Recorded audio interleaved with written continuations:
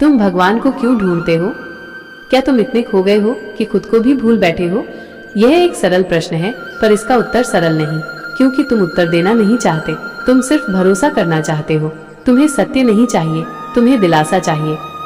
तुम मंदिर जाते हो, मस्जिद में झुकते हो, चर्च में मोमबत्ती जलाते हो, पर क्या कभी अपने भीतर गए हो? क्या कभी खुद से पूछा कि मैं क्यों खोज रहा हूँ? आज हम उसी प्रश्न को खोलेंगे। भगवान की जरूरत क्यों महसूस होती है? ईश्वर मनुष्य की सबसे पुरानी कल्पना है, जो डर से पैदा हुई। बचपन से हमें सिखाया गया है, भगवान देख रहा है, वह तुम्हारे हर कर्म का लेखा जोखा रखता है। अगर तुम गलत करोगे तो नरक मिलेगा, सही करोगे तो स्वर्ग। क्या ये प्रेम है या सिर्फ एक व्यापार? ये एक मानसिक गुलामी है, एक डर का व्यापार। तुम्हारे माँ बाप ने डराया, गुरु ने डराया, धर्म ने डराया, और अब तुम उसी डर से झुके हो भगवान के नाम पर। सच तो यह है कि तुम्हें भगवान नहीं, सुरक्षा चाहिए थी। तुम्हें सहारा चाहिए था, तुम्हें कोई ऐसा चाहिए था जो तुम्हारी जिम्मेदारी उठा ले। जब तुम अकेले होते हो तो तुम्हें भगवान याद आता है।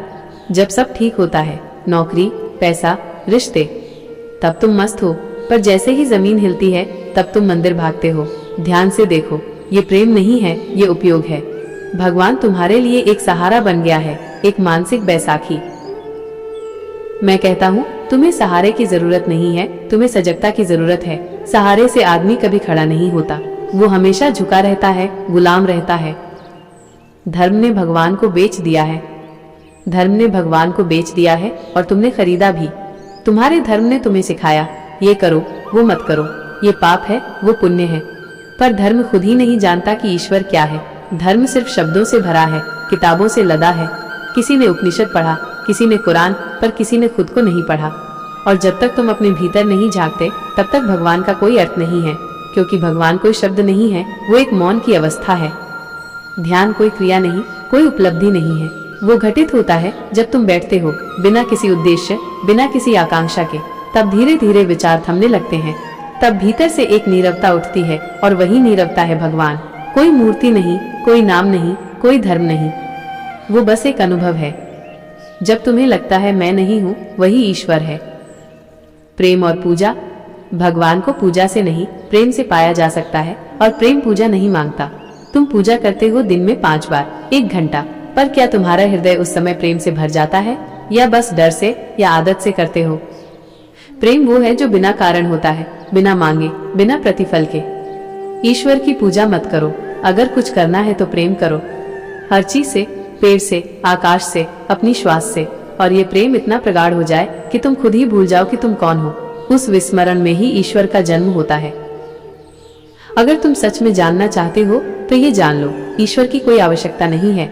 ये वाक्य सुनने में कठिन लगेगा, शायद तुम कहो यह अधार्मिक बात है, पर समझो, ईश्वर को खोजने वाला मन वही है जो अभी अधूरा है। जो संपूर्ण हो गया, उसे किसी ईश्वर की जरूरत नहीं रहती, वह स्वयं ही परमात्मा हो जाता है।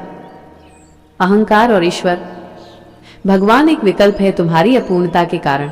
जब तुम पूर्ण हो जाते हो, ध्यान में, मौन में, तब भगवान कहीं बाहर नहीं बचता, वो तुम्हारे भीतर समा जाता है, और तुम कहते हो, अहम ब्रह्मास्मि, मैं ही ब्रह्म हूँ। तुम्हारा अहंकार ही तुम्हें ईश्वर से दूर रखता है। जब तक तुम हो, तब तक भगवान नहीं है।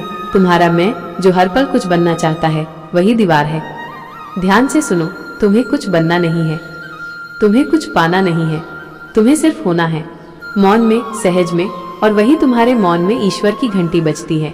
वो घंटी बाहर नहीं बजती, वो भीतर की गहराई में गूंजती है। तुम जितना खोजते हो उतना दूर हो जाते हो, क्योंकि खोज करने वाला कभी शांत नहीं होता। खोज बंद करो, सिर्फ मौन हो जाओ, बैठ जाओ, बिना किसी आकांक्षा के, और धीरे धीरे एक उपस्थिति घटेगी। वो कोई और नहीं है, वो तुम हो। पर वो तुम नहीं जो नाम है, जो पहचान है, जो अतीत है, वह तुम जो शुद्ध चेतना है, वही है परमात्मा।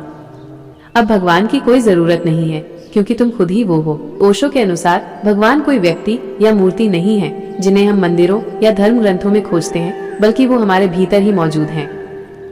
ओशो के दृष्टिकोण के अनुसार हम जिस भगवान की कल्पना करते हैं, वो मनुष्य द्वारा बनाया गया एक भ्रम है। ये कोई व्यक्ति, मूर्ति या बाहरी रूप नहीं है, बल्कि सच्चा भगवान हमारी अपनी चेतना, अस्तित्व और जीवन की गहराई में निहित है। ओशो का मानना था कि जब हम बाहर भगवान की तलाश करते हैं तो हम भ्रम में रहते हैं। सच्चा ज्ञान तब प्राप्त होता है जब हम अपने भीतर की शून्यता और चेतना को अनुभव करते हैं। इस तरह ओशो का भगवान एक भ्रम है। कहने का मतलब नास्तिकता नहीं था, बल्कि बाहरी और काल्पनिक भगवान की अवधारणा को नकारना और हमें अपने भीतर के सत्य की ओर निर्देशित करना था। उनके अनुसार भगवान कोई वस्तु या व्यक्ति नहीं है, बल्कि हमारे अस्तित्व की गहराई है।